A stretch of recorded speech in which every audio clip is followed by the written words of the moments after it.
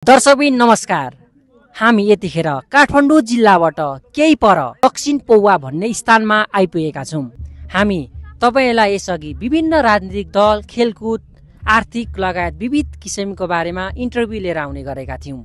तर आज हामीले एकजना यस्ता व्यक्ति जो बिहानदेखि बेलुकासम्म दिनरात नभनी दुःख गर्नुहुन्छ, परिश्रम गर्नुहुन्छ, त्यही परिश्रमको बापत उहाँले आफ्नो सानो परिवार पनि राम्रोसँग चलाउन सफल हुनुभएको छ र म उहाँसँग कुराकानी गर्नेछु।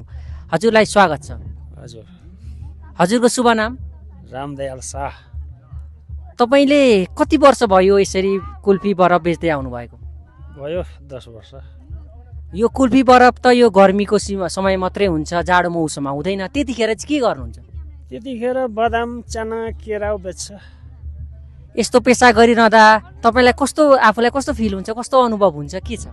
के गर्ने, अब व्यापार भए ठिक छ हैन, व्यापार नभए टेन्सन हुन्छ के। तपाईले यसरी बरफ कुल्फीहरू बेच्दै जाँदा कुन कुन ठाउँसम्म पुग्नु भएको छ, के छ? म त नवलपुर पुगेछ, काउली, पिप्ले सबै पुगेछ, हेबुमसँग सिन्धुपाल्चोक सबैतिर पुगेछ।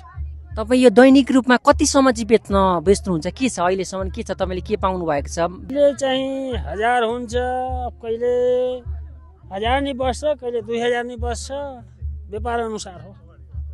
तपाईँले यसरी बरफ कुल्फी बेचिरहँदा कुनै कुनै ठाउँमा तपाईँलाई पैसा नदिएका त्यस्ता उदाहरण छन् कि छैन, के छ? उधारो छ नि, कसैले पैसा दिँदैन। अब नदिने मान्छे देऊ भन्छ, मुखमा लगाएपछि के गर्ने, लिन मिलेन हैन। अब खायो, पैसा दिँदैन। तपाईँ अहिले जुन स्थानमा हुनुहुन्छ यहाँबाट तपाईँ घर कति टाढा छ? तपाईँले केमा आउनुहुन्छ वहाँदेखि? यो चाहिँ यो कुल्फी कहाँबाट ल्याउनुहुन्छ, के छ? जोरपाटी नयाँ बस्ती। यसरी यो गर्मी मौसममा यसरी कुल्फी बेचिरहँदा, बरफ बेचिरहँदा अरूमा चाहिँ खाउँ लागेको बेला दिन पाउँदा चाहिँ कस्तो अनुभव हुन्छ? खाउ त के, अब मागेपछि त दिनु पर्यो खानको लागि हैन, त्यही हो। अन्यलाई के भन्नुहुन्छ जो यसरी दुःख गर्नुहुन्छ, मेहनत गर्नुहुन्छ, आफ्नो देश छोडेर विदेश जानुभएको छ, आफ्नो देशमा केही हुँदैन भन्नुहुन्छ, उहाँहरूका लागि यसरी काम गर्दा सफल हुँदो रहेछ, के छ, के बताउनुहुन्छ? म त 2 चोटि मलेसिया गएर आइसकेछ, 5 वर्ष बसियो, फर्केर आयो।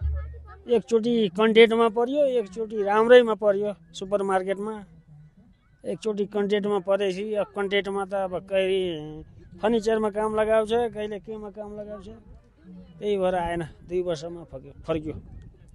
तपाईँलाई विदेशमा दुःखको मजा बेग्लै कि अहिलेको मजा, कुनलाई चाहिँ एउटा खुसीको क्षण लिनुहुन्छ?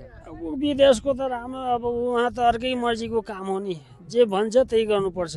यहाँ त आफ्नो काम हो हैन, आफ्नो मनले हिँड्ने हो, आफ्नो मनले बस्ने हो, कुरो चाहिँ त्यो हो। धन्यवाद। आज हामीसँग हुनुहुन्थ्यो रामदयाल शाह, जो विगत 10 वर्षदेखि कुल्फी बरफ बेचेर आफ्नो मात्रै नभएर परिवारको पनि गुजारा चलाई आउनु भएको छ। उहाँले यो नेपालमै विदेश पनि उहाँ लामो समय बस्नुभयो। विदेशकोमा गरेको दुःख भन्दा आफ्नै स्वदेशमा गरेको दुःखको मजा नि बेग्लै हुन्छ भन्ने उहाँ सुनाउनुहुन्छ। यस्तै भिडियोका लागि हाम्रो युट्युब च्यानललाई सब्सक्राइब गर्न नभुल्नुहोला भन्दै म उमेश खतिवडा पनि बिदा हुन चाहन्छु। हस्त नमस्कार।